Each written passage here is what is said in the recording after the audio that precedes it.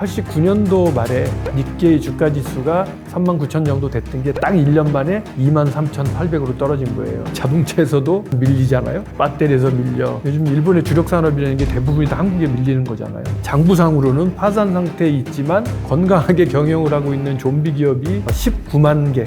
의료가 의료 산업입니까? IT 산업입니까? 은행이 IT 기업입니까? 금융업입니까? 일본 은행들이 안 망하려면 한국에 이런 솔루션을 가져다 써야 된다고 생각하는 사람이거든요. 머니인사이드 구독자 여러분 안녕하십니까? 저는 염종순입니다. 약 30년 전에 일본에 건너가서 IT 컨설팅 회사를 경영하고 있습니다. 저 같은 경우에는 한국을 왔다 갔다 하면서 양국을 비교 연구하다 보니 다른 분들보다는 한국 사정과 일본 사정에 조금 더 정통할 수 있었다라고 생각을 하죠. 그때 당시에 저는 버블이 꺼지기 시작할 무렵, 거의 버블의 피크 그 언저리에 갔었는데 그냥 당연한 얘기지만 경기가 좋다라는 것을 피부로 느낄 수 있었는데, 일본에서 그런 버블 이야기를 할 때 늘 등장하는 게 줄리아라는 그 디스코텍 사진 같은 게 인터넷에 보면 등장해요. 그러니까 밤이면 밤마다 술집이 미어 터진다든지, 셀러리맨들이 이제 일이 많으니까 잔업을 해야 되잖아요. 그러면 잔업수당을 포함했을 경우에 원래 본인의 연봉의 2배 정도가 됐다든지, 하다못해 신입사원도 6개월치 보너스를 받았다든지, 회사에서는 돈이 막 남아도니까 직원들한테 경비 마음대로 써라. 그래서 출퇴근을 거의 택시로 했다든지, 저녁에 퇴근을 하면 이제 택시 쿠폰을 줄 거 아니겠어요? 택시 쿠폰을 3만엔짜리를 줬대요. 그러니까 한화로 얘기하면 30만 원짜리. 일본은 이제 택시비가 좀 비싸기도 하고 30만 원짜리 택시비를 받아갖고 이분들이 택시를 타는데 특수한 택시가 있었던 거죠. 모범 택시 같은 개인 택시인데, 개인 택시 뒷좌석을 딱 열면 거기에 술집처럼 술이 쫙 차려져 있고, 그 다음에 택시 안에는 가라오케 시설이 돼 있어서 그 택시 요금 매터기가 3만엔이 나올 때까지 빙글빙글 돌고, 이분은 노래하고 술 먹고, 그래서 택시 티켓에 3만엔 딱 사인해갖고 주고, 돈이 막 넘치니까 당연히 부동산도 막 올라갈 거 아니에요. 그래서 부동산의 경우에도 1억엔 정도의 10억 원의 집을 샀는데 그게 30억이 됐다든지, 몇 년 동안 계시죠? 거의 한 10년 가까이 이렇게 올라가죠. 그러니까 일본이 언제부터 나라가 잘 살게 됐냐면 1945년에 일본이 전쟁에서 패전을 하잖아요. 그래서 일본은 완전히 폐허가 됐어요. 그로부터 5년 뒤에 안타깝게도 한국전쟁이 일어나죠. 그러다 보니까 미국은 전쟁 물자를 생산할 기지가 필요했고, 전쟁 물자를 생산할 기지로 일본이 선정된 거죠. 왜냐하면 일본을 점령하고 있었으니까, 미국이. 그래서 한국전쟁 3년 동안 일본이라는 나라는 전쟁 전의 상태로 모든 것이 회복이 됐어요. 군용집을 만들어야 되면 자동차를 만들어야 되고, 그래서 모든 산업이 다 원대복귀가 되는, 대한민국으로서는 속이 상하는 거지만 일본으로 봤을 때는 어마어마한 기회가 있었던 거죠. 그래서 완전 회복을 했고, 그 뒤에 베트남 전쟁이 일어나잖아요. 그래서 다시 한번 베트남 특수가 일어나죠. 그래서 그 2번의 전쟁으로 인해서 그 사람들은 어마어마한 부를 축적하게 돼요. 축적한 자본과 일본인들의 어떤 기술, 이런 것들이 어우러져서 일본이 급속하게 성장을 하고 발전하게 되는 거죠. 그게 80년대 후반까지 쭉 올라가는 거예요. 1988년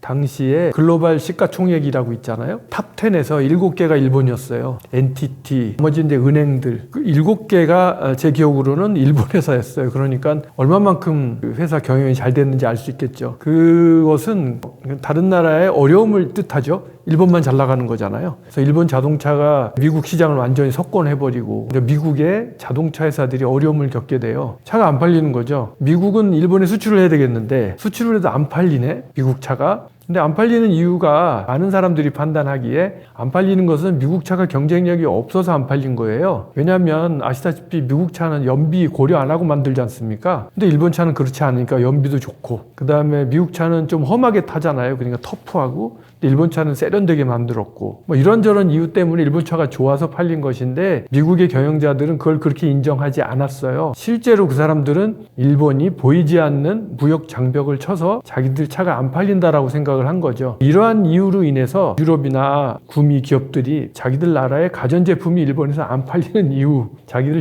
자동차가 일본에 안 팔리는 이유를 일본의 무역장벽이라고 생각을 했어요. 비관세장벽 보이지 않는. 그래서 일본에 항의를 하게 된 것 같고, 그래서 1985년도에 프라자 합의라는 게 이루어지잖아요. 그 프라자 합의의 내용을 보면 일본에 대해서 환율을 올려라. 그러니까 너무 엔화가 지금 싸게 돼 있으니 달러로 환산하면 가격 경쟁력이 엄청 생기잖아요. 엔화를 절상해라. 무역 장벽 이런 게 있어 보이니 철폐해라. 자동차 같은 경우에는 쿼터 일정량을 정부가 보증하고 사라. 그런 걸 해서 프라자 합의가 이루어지죠. 프라자 합의가 얼마나 무서운 거냐면 그때 당시에 1달러에 235엔이었어요. 근데 그게 1년 뒤에 150엔까지 내려가요. 60% 이상이 절상됐다는 얘기거든. 우리가 지금 원화로 환산했을 때 1달러에 1,000원이었던 것이 우리가 1달러에 700원이나 600원이 돼버린 거죠. 그러면 달러로 환산하면 가격이 확 올라가야 되잖아요. 그럼 차 가격이 올라가는 거고 제품 가격이 다 올라가는 거잖아. 일본은 그만큼 돈을 많이 벌었기 때문에 뭔가 책임을 졌어야 됐고 우리는 그 정도 해도 다른 방법으로 이거를 커버할 수 있겠다라고 일본 정부가 판단을 했겠죠. 프라자 합의가 이루어지면서 일본 정부는 경기가 어려워질 거를 고려했겠죠. 그래서 그 어려워진 것들을 무엇으로 커버할 것이냐. 첫 번째로 정부에서 민간에 대출해주는 정책금리 그것을 2.5% 정도로 내려요. 그전에는 뭐 6%, 7% 됐던 것 같은데 그 다음에 기업에 대출을 장려하는 거죠. 뭐냐면 일단 그 설비 투자를 많이 해라. 규모의 경제를 만들면 원가 절감할 수 있잖아요. 돈을 장기 저리를 빌려줄 테니 공장을 확대하고 생산 설비 확대해서 지금 잘 팔리니까 그 다음에 로봇 같은 거를 많이 자동화를 해서 인건비를 줄이고 생산성을 올려라. 뭐 그런 식으로 돈을 많이 빌려줬어요. 그러니까 기업들이 처음에는 그 돈을 가지고 토지 구입을 막 하죠. 토지를 막 사고 공장을 막 짓고 해요. 그래서 일단 뭐 2% 정도니까 좋을 거 아니겠어요? 근데 대출을 막 해주니까 기업들이 당장 쓰지 않을 토지도 미리 사놓는 거죠. 이런 일들이 벌어지면서 토지 가격이 올라가기 시작하고 거기에 편승해서 민간인들도 왜냐하면 공장을 지면 그 근처에 아파트를 지어야 될 거 아니에요? 그러니까 주택업자들도 땅을 사기 시작하죠. 서로 간에 땅을 사기 시작하면서 정부에서는 대출을 장려하고 땅값이 올라가고 부동산 가격이 올라가고 기업의 입장에서는 노력을 안 해도 땅 사놓은 것이 올라가서 또 돈이 벌리고 이런 것들은 이제 그래서 이제 버블이 계속 어느 정도 유지되어 왔던 건데 그것들이 마지막으로 피크를 맞이하게 되죠. 일본 정부가 이건 아니다 이제 85년도에 프라자 합의를 했잖아요. 90년에 더 이상 이거 두면 큰일 나겠다라고 해서 이제 진정시키기 시작해요. 다시 정책 금리를 6%로 올려요. 그러면 2%인지 알고 빌렸는데 그 6%가 되면 압력이 어마어마하잖아요. 그 다음에 또 하나가 은행에 대해서 부동산 대출 총액 중에 부동산 대출에 쓸 수 있는 금액을 총량으로 줄여버려요. 그러면 은행이 회수를 해야 되잖아요. 회수를 해야 되니까 이런 일들이 벌어지니까 이미 금리 때문에도 그렇고 부동산을 팔아야 되잖아요, 이제. 그게 동시투매가 일어나겠죠. 예, 그때 당시엔 일본은 민간인한테 돈을 빌려주고 그래서 집을 사잖아요. 집을 살면 집값의 90%를 또 융자를 해주고 근데 그 집이 또 올랐잖아. 그러니까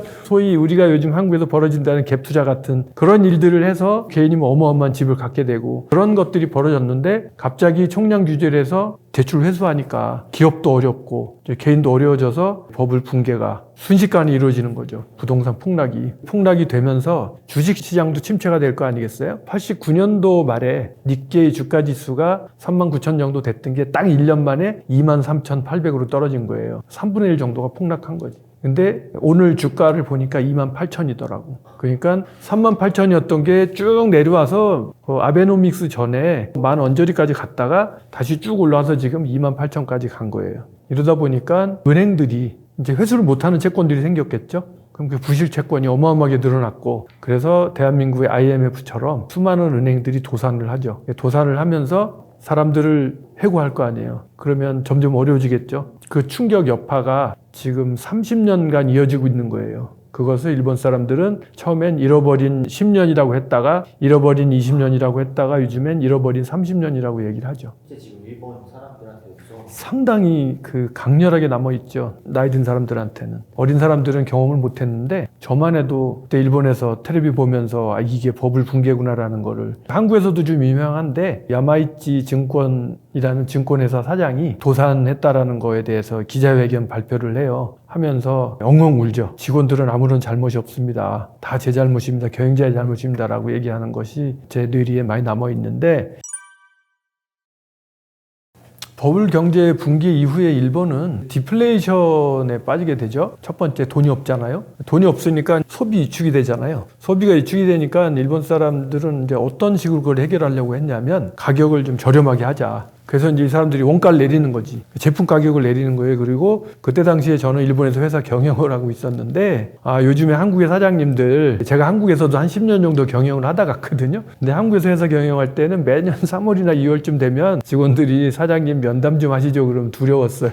왜 두려웠겠어요? 급여 올려달라는 얘기잖아요. 근데 일본에 가서 버블 붕괴된 뒤로 직원들이 사장이 면담하자 그러면 피하는 거죠. 둘 중에 하나예요. 그만두라는 얘기거나 아니면 급여를 깎자는 얘기. 그래서 그때 당시에 일본의 민간 기업의 급여가 한 5년 정도 계속 내려갔어요. 매년 3%씩 올라가는 게 아니라, 정지가 아니라 내려가는 거죠. 그래서 그때 당시에는 민간 기업의 급여가 공무원 급여보다 높았거든요. 근데 지금은 공무원 급여가 민간 기업보다 높아요.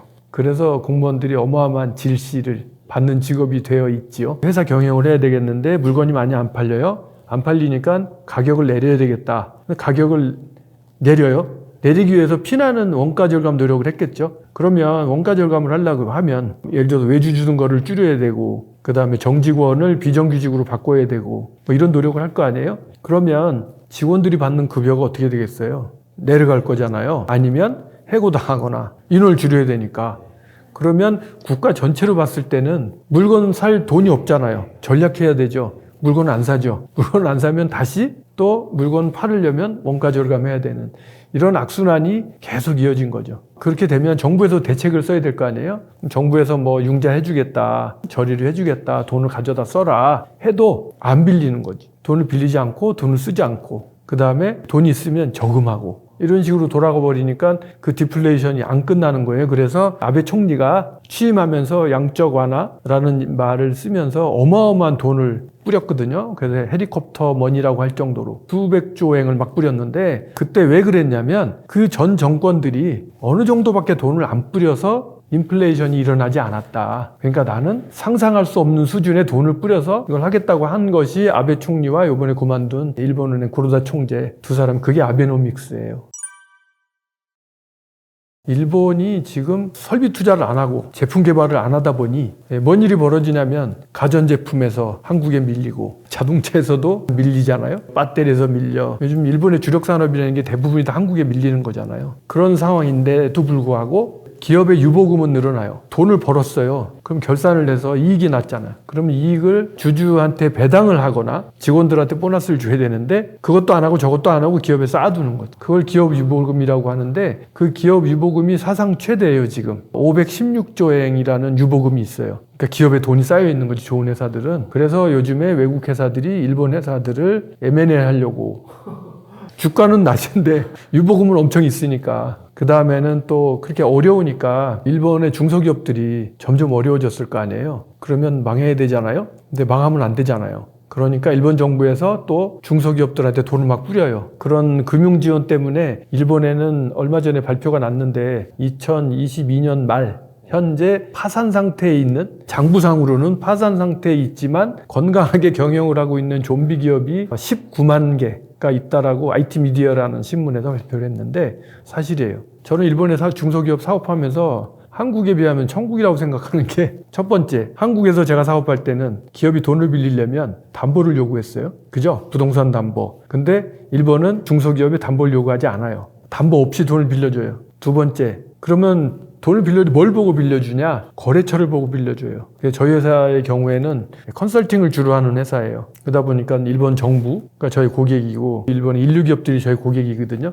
그러니까 은행에서 봤을 때 이 회사는 규모는 작지만 정부가 믿고 일을 맡길 정도면 믿을만 하다, 그래서 돈을 이제 막 빌려주는데 이율이 보통 1.5 5% 이런 식으로 빌려주니까, 그러니까 이제 돈을 빌릴 때 은행에서 와서 저기 이율이 좀 높습니다 이렇게 얘기를 하면 처음에는 철이 없어서 5%나 6%나 되나 그렇게 생각을 했는데, 갑자기 뭐 1점 몇 프로 얘기를 하면 거기서 내가 표정 관리를 해야 되잖아요. 왜냐하면 더 내릴 수 있는 거니까. 그래서 뭐 1.2%까지 막 인상 쓰면서 1.5%면 너무 힘들다. 그러니까 1.2%까지 어떻게 안 되겠냐 해서 1.2%도 한 적도 있고, 그 다음에 또 하나가 기업이 어떻게 하다 보니까 어려워져서 그 돈을 상환금을 못 갚게 됐어요. 그러면 두 번째로 중소기업 지원하는 법률이 있어서, 그 법은 뭐냐면 은행 가서 상의를 해라. 그래서 은행 가서 상의를 하잖아요. 그러면 은행에서 뭐라고 얘기를 하냐면, 그럼 얼마를 갚을 수 있는데요? 이렇게 물어봐요. 그래서 예를 들어서 10년 상환하기로 했어요. 그리고 월 100만 원 내기로 했어요. 그러면 그 상환을 50만 원 절반 정도는 하겠습니다. 그러면 상환 기간을 20년으로 바꿔. 그러면 되잖아요.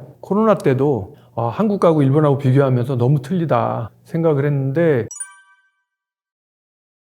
코로나 때문에 돈을 번 자영업자들이 일본에 어마어마하게 많아요. 예를 들면 코로나 터지자마자 제가 아는 사람이, 한국 사람이 요즘에 일본에서 K치킨이 뜨거든요.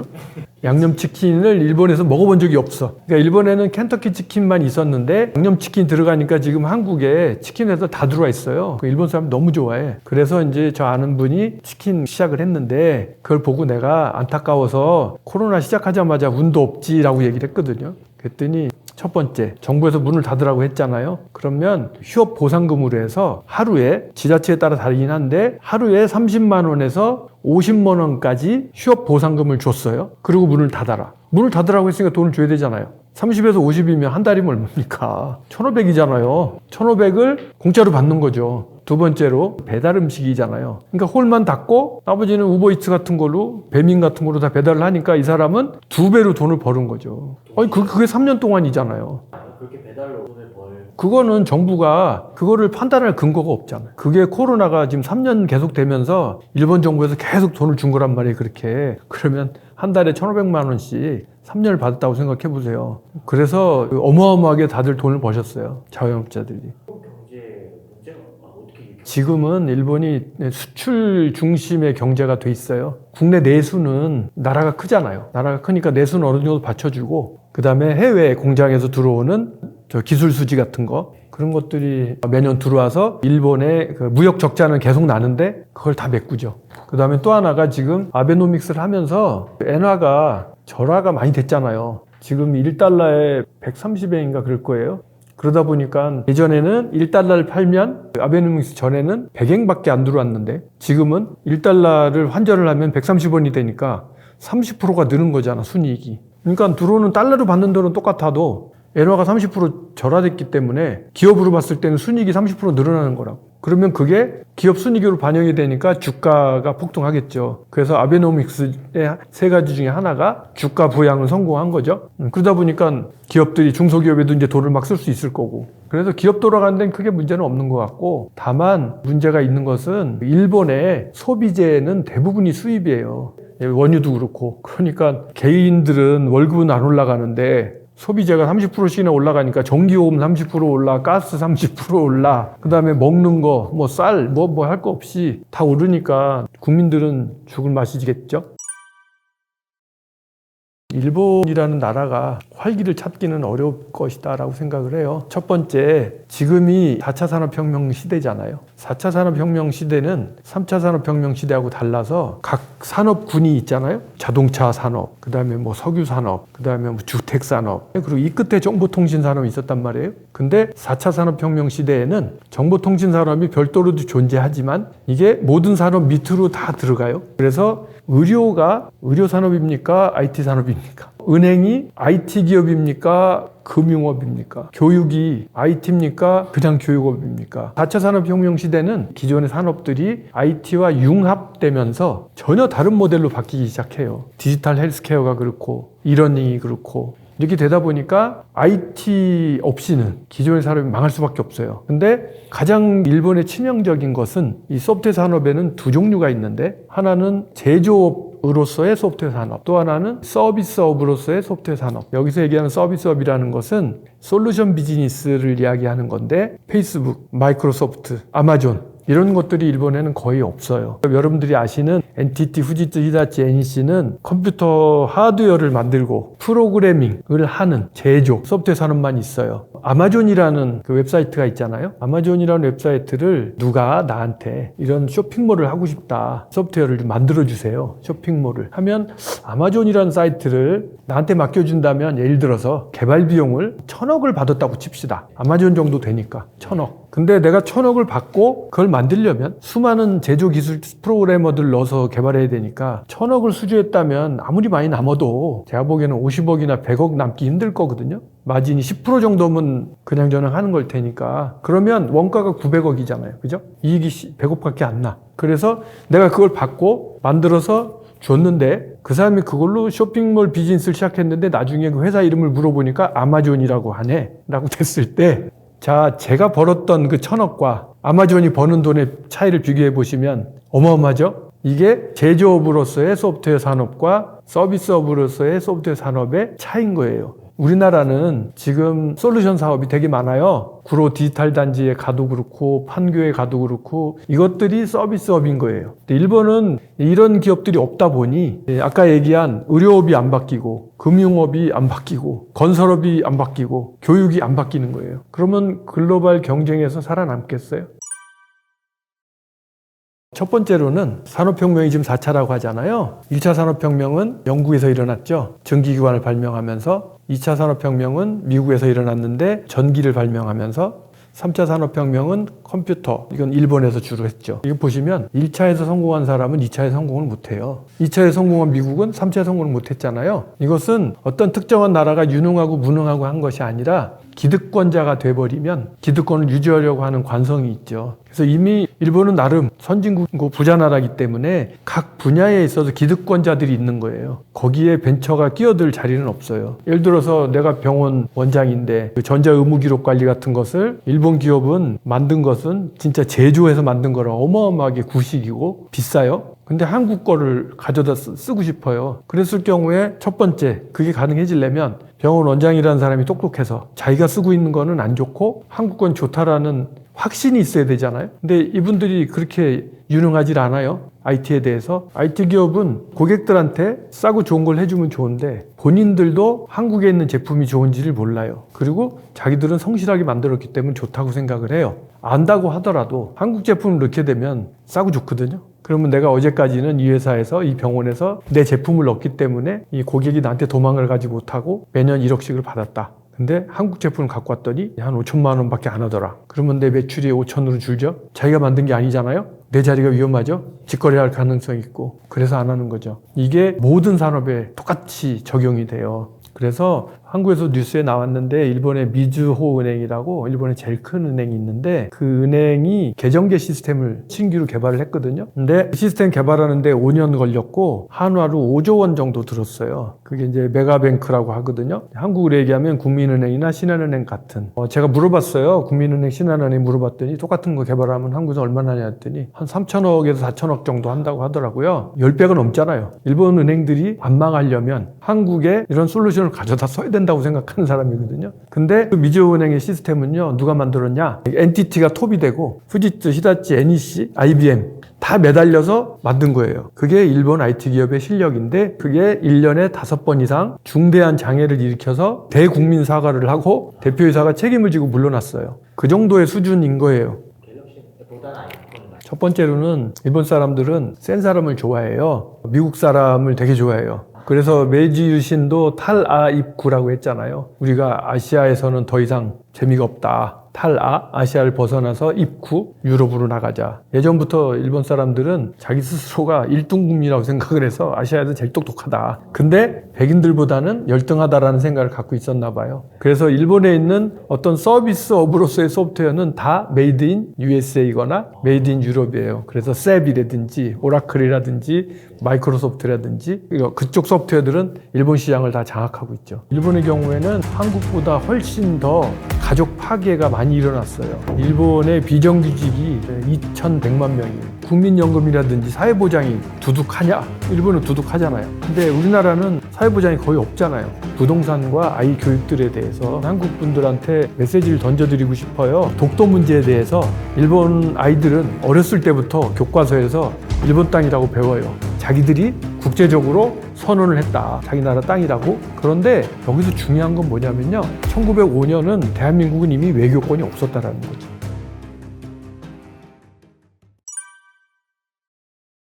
그 돈을 그렇게 많이 주고 그러면 일본 재정이 괜찮겠느냐라고 아까 얘기를 했잖아요. 막 퍼주고 괜찮을 리가 없죠. 세입이 있고 세출이 있잖아요. 올해도 일본 정부 예산이 아마 120조 엔 정도 될 거예요. 전후 최대 예산 규모라고 하더라고. 130조 정도 되는데 세수가 60조에서 70조 정도 되는 것 같아요. 그러면 어떻게 해야죠? 나라 살림을 빚을 내야죠. 그래서 국채를 발행해야 되죠. 매년 30조에서 50조 정도의 국채를 계속 발행해야 돼요. 그러면 매년 국채 발행 비율이 올라가는 거잖아요, 빚이. 그래서 GDP 대비 국가 채무 비율이라는 거 갖고 그 나라의 부채 비율을 따지잖아요. 우리나라가 40% 정도 된다고 해요. 근데 여러분들 들어보셨겠지만 나라 망할 것처럼 막 얘기해갖고 코로나 때도 보상도 안 해주고 막 그랬잖아요. 세계에서 가장 GDP 대비 국채 비율이 높은 나라가 베네수엘라고요. 두 번째가 어딘지 아세요? 두 번째가 일본인 거죠. 지금 1300% 정도 될 거예요. 많은 빚을 뭐 어떻게 갚나? 첫 번째로는 일본 국민들이 저금한 돈이 한 1800조 정도 돼요. 근데 일본의 지금 저금 금리가 얼마인지 알아요? 제가 저금하면 제로 금리예요. 그 다음에 은행이 일본 은행에 저금할 수 있잖아요. 일본의 시중은행이 돈이 남으면 그걸 일본 은행에다가 저금할 수가 있어요. 일본 은행에 저금하면 마이너스 0.1%. 그러니까 시중은행이 일본 은행에 돈을 맡길 때는 0.1%의 금리를 내고 맡겨야 되는 거예요. 그 이유는 돈을 풀어라. 그런 거죠. 그래서 그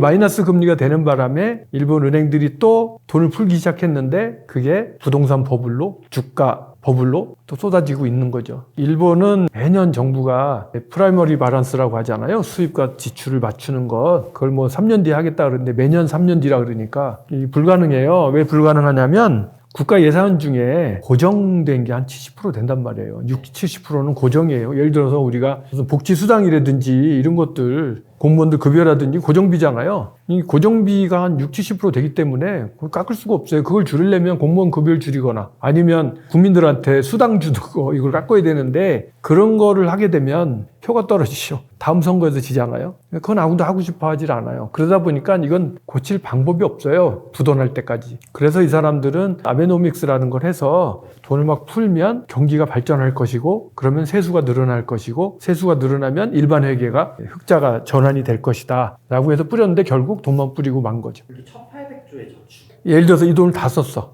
돈이 없으면 외채를 빌려야 되겠죠. 외국에서 돈을 빌리려면 신용등급이 보니까 태국 미치던데 국가 신용등급이 그러면 이자가 몇 프로 될 거 아니에요. 지금은 일본 정부가 돈을 1700조를 빌려 썼어도 이율이 제로잖아요. 그러니까 이자 비용이 하나도 안 들어가는데 이자 비율을 올리면 국채 상환하는데 어마어마한 빚덩어리가 늘어날 거 아니겠어요. 그 지금 미국에서도 금리 올리고 한국도 금리 올리잖아요. 근데 일본은 못 올리지 않습니까? 올리면 국채 상환해야 되는데 거기에 이자가 1000몇백조를 그게 이자가 1%만 돼도 그게 돈이 얼마고 그런 딜레마에 빠져 있는 거죠. 제가 보기에는 계속 국민들이 저금한 거를 빼먹을 것 같은데 이게 언젠가는 바닥이 날 거다라고 생각을 하고 지켜봤는데 코로나 때 일본 국민들이 돈을 막 퍼줬다 그랬잖아요. 이걸 또 다 저금을 했네. 불안하니까. 그래서 저금 비용이 다시 늘어나갖고 그게 있고 그다음에 또 해외 자산이 한 450조 엔 정도 된다고 해요. 그다음에 기업 유보금이 있고 그래서 뭐 좀 버티긴 하겠지만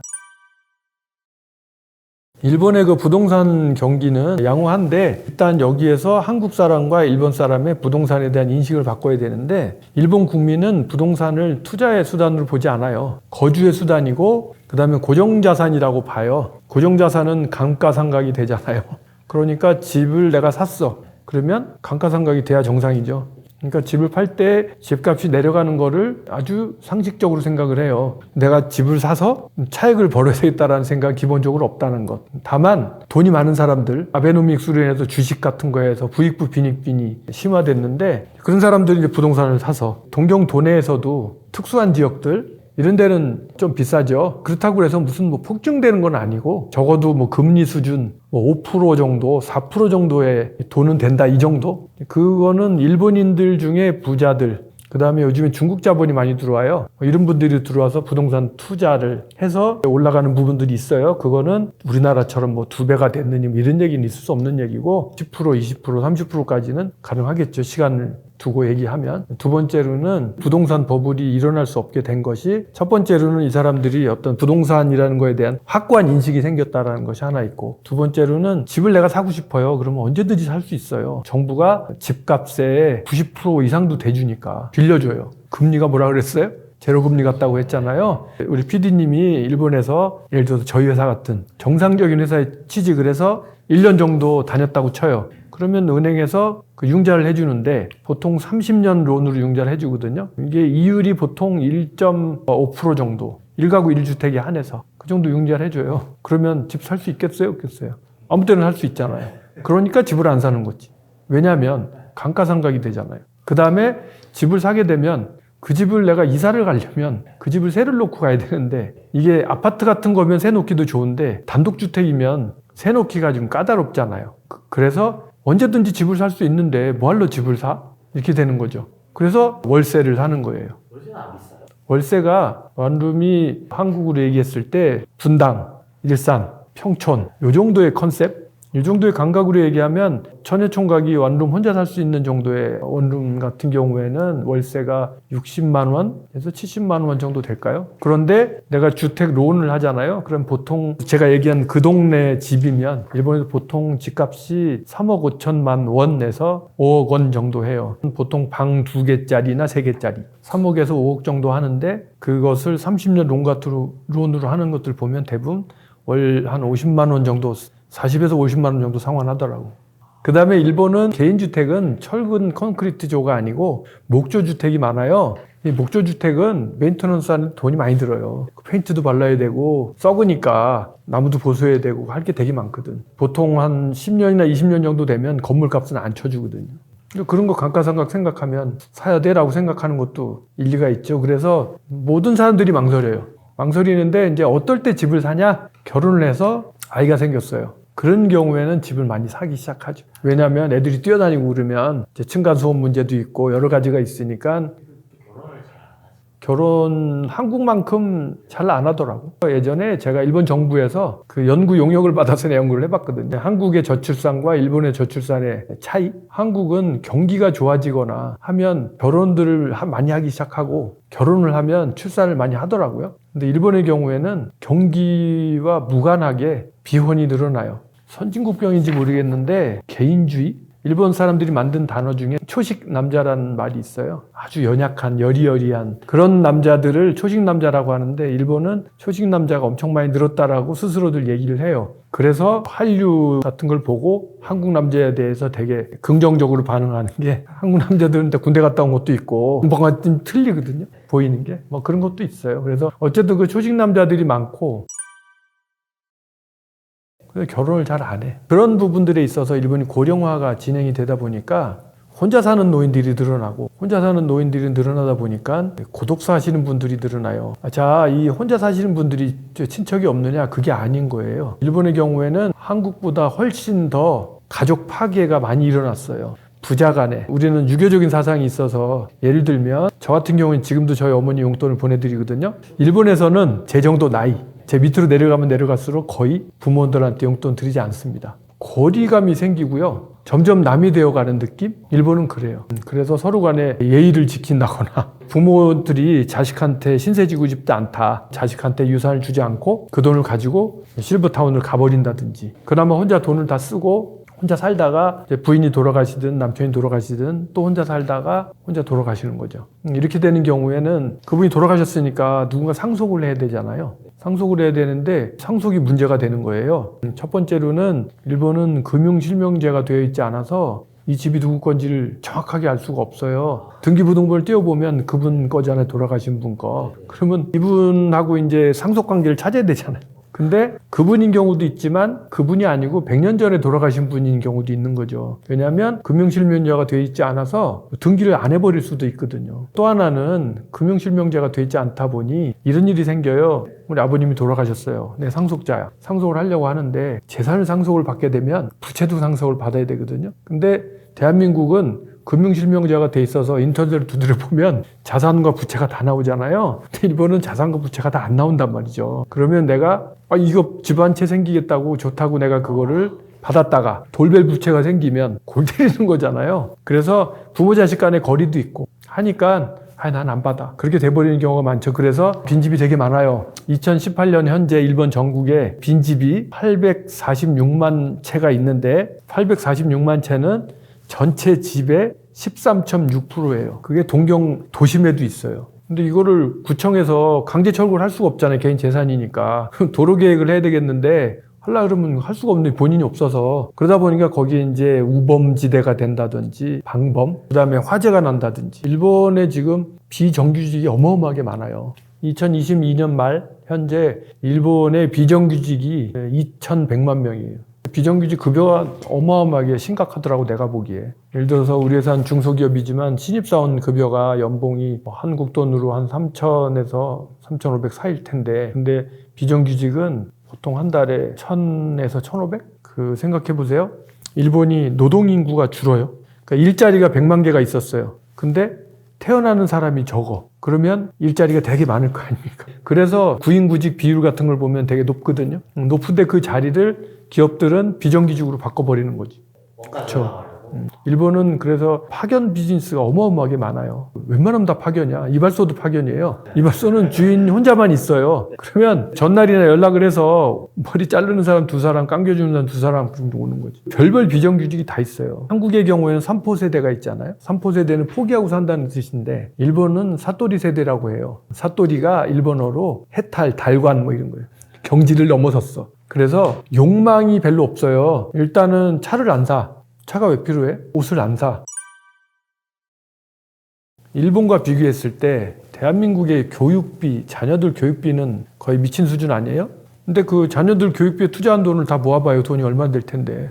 근데 일본은 교육비에 투자를 안 하거든요, 거의. 그래서 공교육만 가지고 돌아가게 되고 학원 보내봐야 조금. 그러니까 그만큼의 금액이 차이가 있죠, 재산이. 아이가 대학교 갈 때까지 몇 억일 텐데 그 돈이 여기 있는 거고 여기는 없는 거고. 두 번째, 그러면 국민연금이라든지 사회보장이 두둑하냐? 일본은 두둑하잖아요. 근데 우리나라는 사회보장이 거의 없잖아요. 그 다음에 국민연금 자체가 우리나라 생긴 지가 얼마 안 됐잖아요. 일본은 오래됐고. 또 하나가 금융비용, 이게 집값, 이것 때문에 이자도 많이 내야 되고 막 이러잖아요. 근데 그런 게 없잖아요, 여기는.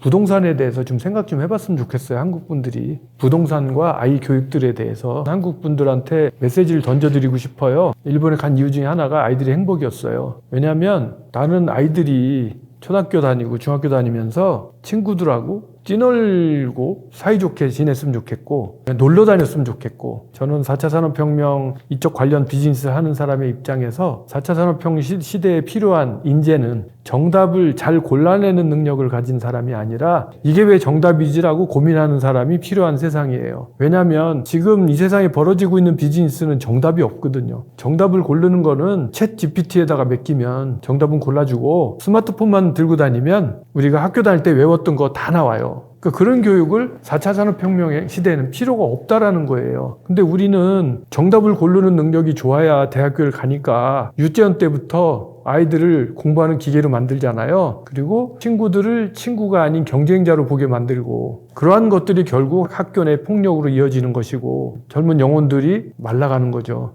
그래서 그 아이들이 결국 컸다고 칩시다. 1억이나 2억이나 들여서 대학을 졸업시켰다고 쳐요. 그러면 그 대학에서도 상위 5%나 스카이나 나와야 좋은 직장 갈 거 아닙니까? 나머지 사람들은 뭐냐고. 젊은 세월을 다 갈아 넣었는데 집도 못 사. 직장도 좋은 데 못 가. 근데 아버지 잘 만난 애들은 잘 가네? 돈 있으면 비싼 학원도 보내는 거잖아요. 그리고 그렇게 가르쳐 놓은들 4차 산업혁명 시대에 필요한 인재가 아니지 않습니까? 일본은 달라요? 일본은 대학에 보낼 사람만 보내요. 그래서 일본 말로 미노 타케오 시루라는 일본어가 있는데, 미노 타케라는 말은 분수를 알아야 된다는 말이 있거든요. 대한민국에서는 분수를 안다는 말이 어떤 의미로서는 차별적인 요소로 쓰이지만 일본의 경우에는 그거보다는 형편에 맞게라는 뜻에 가까워요. 일본에는 산업공상이라는 게 지금도 암묵적으로 남아 있어요. 정치가의 자녀는 정치를 하는 거고, 세수 받는 거에 대해서 일본 사람은 손가락질하지 않아요. 저는 그게 옳다고 생각하지 않지만 그 일부 상류층만 좋은 학교를 보내려고 하고, 그래서 거기는 학원도 보내고 해요. 근데 그 이하의 사람들은 거의 관심을 갖지 않아요. 그래서 저 같은 경우에 일본에 가서 학원에 거의 안 보냈고 공립초등학교, 공립중학교, 공립고등학교 고등학교는 사립을 보냈네. 그래서 이 친구 대학에 가서 스카이가 아닌 그 밑에 정도 대학 가서 석사까지 해서 지금 사회생활을 하는데 저는 그 아이의 인생에 학원비를 내본 적이 없어요. 또 저는 저희 아이한테 네 대학의 학비는 네가 벌어라라고 얘기를 했고 그래서 저희 아이는 나는 융자를 해줬고 학비를 예를 들어서 입학금이 없잖아요. 입학금을 빌려주면 1년 동안 아르바이트해서 학비를 갚았고 나한테 본인이 그렇게 해서 본인이 노력해가지고 다 했어요. 그렇게 할 수 있는 아르바이트 그런 것들이 또 있고 장학금도 많이 주고 아이의 교육비에 들어가는 일은 난 안 했단 말이죠. 근데 한국에 와서 친구들이나 동료들한테 교육비 이거 잘못된 거 아니냐 아이들 위해서도 안 좋고 널 위해서 안 좋다라고 얘기를 하면 다들 입을 모아서 얘기하는 게 다 알겠는데 나만 안 보내면 옆집 애들은 다 보내는데 그 현실이잖아요. 근데 거꾸로 저는 남도 안 보내니까 나도 안 보내는 게 가능했어요. 그래서 이제껏은 이런 이야기에 대해서 입을 닫고 살았는데 이제는 이런 얘기들을 우리 사랑하는 한국 국민들한테도 조국의 국민들한테도 좀 들려주고 싶다. 이 얘기는 아마 정치가도 못할 거고 누구도 못할 거예요. 그렇잖아요. 그런 얘기하면 요거도 먹으니까. 근데 저는 그 부분 우리 좀 생각해야 된다고 생각해요. 그리고 부동산을 해서 이제 돈을 버셨다고 칩시다. 본인 자식들은 물려줘서 잘 살겠지만 부동산을 못 사는 사람들이 훨씬 더 많잖아요. 그러면 이 청년들이 돈이 있어야 집을 살 거 아니겠어요? 그러면 돈이 없어서 집을 못 사. 그럼 집값이 전체적으로 내려갈 거잖아요. 그게 당대만 자기들만 잘 먹고 잘 살면 되는 게 아니잖아요. 청년들이 집을 사야 이게 돌아갈 건데 또 부동산에 있어서 한국과 일본과 다르지 않을 거라는 이야기 그거는 뭐냐면 지금 아시다시피 우리나라는 집 평수가 대부분이 다 커요. 아이들이 작았을 때는 공부방도 줘야 되고 그러니까 방이 4개가 있어야 되거나 그렇잖아요. 그래서 방을 줬는데 이 아이들이 자라서 시집장가 가고 집을 나갔단 말이에요. 그러면 노인들밖에 안 남았는데 그 큰 집이 필요하겠어요? 그럼 집을 처분해야 되겠죠. 근데 대한민국 전체가 똑같은 상황 아닙니까? 그러면 집들이 남겠죠. 지금 현재 일본에도 점점 동경도 주변에 살던 사람들이 동경도로 몰려들고 있어요. 왜 몰려드냐면 자식들 다 결혼해 다 나갔단 말이에요. 그래서 외곽에 살았는데 일산이나 용인에 살았단 말이에요. 근데 점점 사람이 줄어. 그러면 이마트도 문을 닫을 것이고 병원도 문을 닫을 거 아니에요. 사람이 줄었으니까. 그러면 노인들이 병원에 가야 되고 슈퍼에 가야 되는데 옛날에 걸어가면 가까운 슈퍼가 있었는데 없어지는 거야. 그럼 어떻게 해요? 그래서 우리나라에 얘기하면 2호선, 언저리에 다 모여요. 근데 이분들이 돈은 있는 분도 있고 없는 분도 있지만 대부분이 원룸으로 오세요. 할머니, 할아버지들이 조금 넓은 원룸. 그러면 충분하잖아요. 그죠?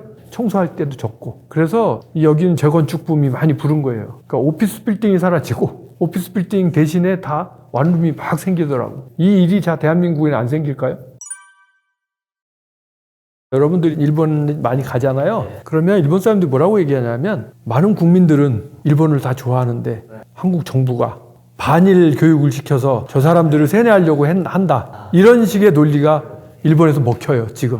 그러니까 우리 젊은 분들이 일본에 가서 지금 내가 얘기한 그런 부분에도 이해를 하고 일본 사람들하고도 가급적이면 대화를 해주면 좋겠고 저는 수많은 일본 사람을 한국에 데려와서 2박 3일 동안 공부시키는 투어를 20년째 하고 있어요. 그래서 제가 데려온 사람이 한 5천 명이 넘는데 그중에는 국회의원도 많고 장관급도 많아요. 근데 저는 국회의원들 데려오면 반드시 경복궁에 데려가고요. 그 다음에 위안부 상인데도 데려가요. 가서 다 얘기해요. 우리가 왜 이렇게 생각하는지. 우리가 반일 교육을 받지 않잖아요. 일본 사람은 반일 교육을 받는다고 생각해요. 그래서 내가 얘기를 해주죠. 우리가 어렸을 때 일본의 식민지였었다. 그 다음에 끌려가서 징용동했고 위안부 문제도 있었고 탄압을 받았다. 재산 수탈을 당했다. 자, 이거를 가르치는 것이 반일입니까? 라고 물어보면 상대방은 아니죠 라고 대답해요. 근데 그 얘기를 안 하면 반일 교육을 시킨다고 생각해. 근데 잘못한 걸 가르치는 건 맞잖아요. 대일본 제국과 일본을 동일시하지 마세요 라고 일본 사람한테 얘기해요. 대한민국이 미워하고 싫어하는 것은 대일본 제국인 것이지 지금의 일본이 아니라는 거죠. 그죠? 근데 지금의 일본 사람이 대일본 제국이 하던 얘기를 하니까 우리가 반론을 하는 거다라고 여러분들이 일본 사람한테 얘기하시면 이해할 거예요. 그리고 또 하나가 독도 문제에 대해서 일본 아이들은 어렸을 때부터 교과서에서 일본 땅이라고 배워요. 심각한 문제예요. 초등학교 때부터 그렇게 배웠는데 요즘에 들어서 일본 정부 한술 더 떠서 한국 정부가 불법 정령하고 있다 이렇게 얘기를 하면 그 아이들은 그야말로 반항 감정이 싹 틀 수밖에 없어요. 그렇잖아요. 그래서 저는 일본 사람들한테 이렇게 얘기를 해줘요. 첫 번째, 백보양보해서 너희들이 말이 맞다고 칩시다. 백보양보해서. 근데 실질적으로 점령하고 있는 땅을 돌려주는 나라를 봤냐? 전쟁 이외에는 방법이 없어요. 근데 되도 안 할 얘기를 지금 아이들한테 그렇게 얘기를 해서 그런 감정을 심어주면 그 아이들이 어른이 돼서 화해할 수 있겠느냐. 두 번째 얘기, 일본 사람들은 독도 문제를 영토 문제라고 생각을 해요. 한국 사람은 독도 문제를 역사 문제라고 생각해요. 일본 애들은 자기들이 뭐 국제법적으로 우짜고 저쩌고 이게 자기들 땅이라는 걸 증명할 수 있다라고 얘기를 하는데, 그 중에 하는 얘기가 1905년도에 자기들이 국제적으로 선언을 했다. 자기 나라 땅이라고. 그런데 여기서 중요한 건 뭐냐면요, 1905년은 대한민국은 이미 외교권이 없었다라는 거지. 1901, 2, 3, 4, 5년 이 언저리에 우리는 외교권도 박탈당했고 실제로 목소리를 낼 수 없는 상황이었어요. 그 역사적인 사실을 이 사람들한테 보여줘야죠. 옛날에 우상국 때부터 우리 땅이었다라는 얘기 말고 그 얘기를 해줘야죠. 이때 너희들이 말이 맞다고 치자. 그러면 우리가 우리 땅이라고 주장할 수 있었던 그런 입장에 있었으면 우리는 했다. 근데 너희가 우리나라 국권을 침탈해서 국제무대에서 우리 발언권을 없앤 다음에 1905년도에 우리 땅이라고 선언했으니까 우리 땅이다라고 얘기를 하면 그게 합리적입니까? 라고 얘기를 하면 본인이 일본 사람이라고 생각하면 뭐라고 반론하겠어요? 지금 얘기한 건 다 팩트인데? 국제적으로 역사에 다 나와 있는 건데. 못하죠. 그런 식의, 이게 일본식의 논리예요. 일본식의 논리를 맞춰서 반론을 해나가면 저기서 반론을 못해요. 이렇게 해야 되는데 그게 아니라 뭐 독도는 일본 땅이다라고 얘기하면 바로 팔 걷어붙이고 너 나와봐. 뭐 이런 식으로 하잖아요. 그러면 저쪽에서는 계속 아니야 우리 땅이라고 하는 거고 우리 땅이라고 하고 싸움밖에 안 남는 거지. 이런 부분들이 일본에 대해서 연구를 하지 않기 때문에 벌어지는 일이고, 사실은 제가 일본 관찰 30년이라는 책을 27년째에 낸 거예요.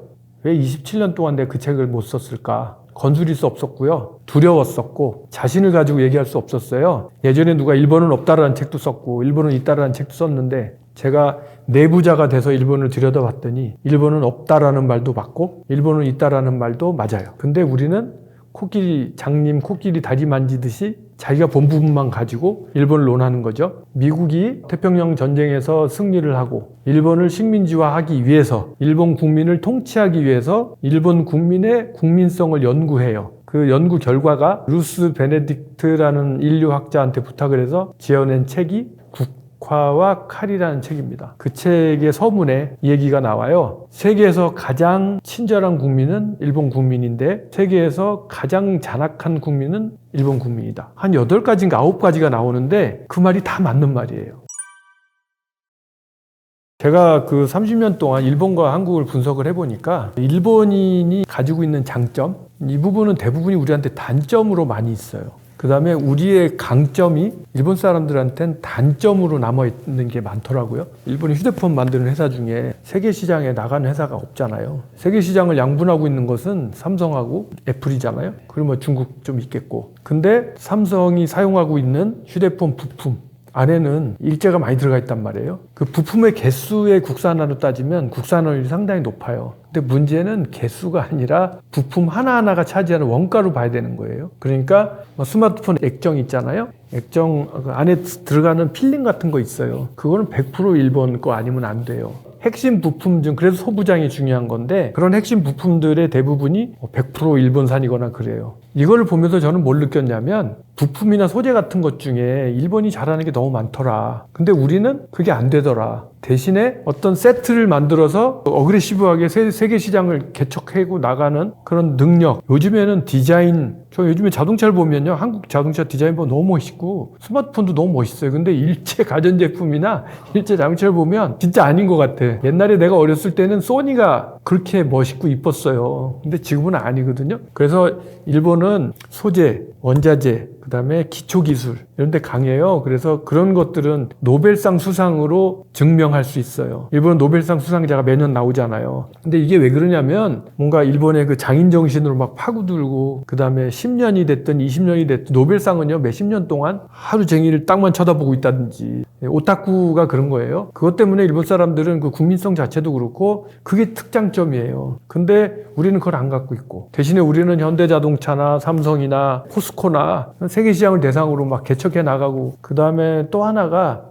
한국 사람은 저 스피드를 중시하잖아요. 빨리빨리라는 말이 예전에는 어글리 코리안의 상징으로 쓰였단 말이에요. 근데 지금은 빨리빨리가 더 중요해요. 일본 사람은 돌다리를 두드려보고 두드려보다가 금이 가면 거봐. 금 같잖아 라고 얘기하고 안 건너가는 스타일이고, 한국 사람은 분명히 저게 금이 갔을 것 같은데 혹시 괜찮을지도 몰라라고 해서 건너가 보는 스타일이거든요. 근데 아시다시피 지금 모든 게 스피드잖아요. 그러다 보니까 스피드를 중시하는 한국, 기초를 중시하는 일본, 이게 상반되는 거예요. 근데 이게 이쪽만 갖고도 살 수 있는 게 아니고 이쪽만 갖고 살 수 있는 게 아니에요. IT 산업과 반도체를 전체적으로 함께 볼 생각입니다. 왜냐하면 반도체는 IT 산업을 이루는 근간이고 핵심이 되기 때문에. 최근 서울에서는 물 들어왔을 때 노져야죠. 대형 평수 아파트 하나, 소형 하나, 한가 하나 바꿔도 돈이 남아. 이것만 아셔도 부동산의 가격 전망을 어느 정도 하실 수 있다.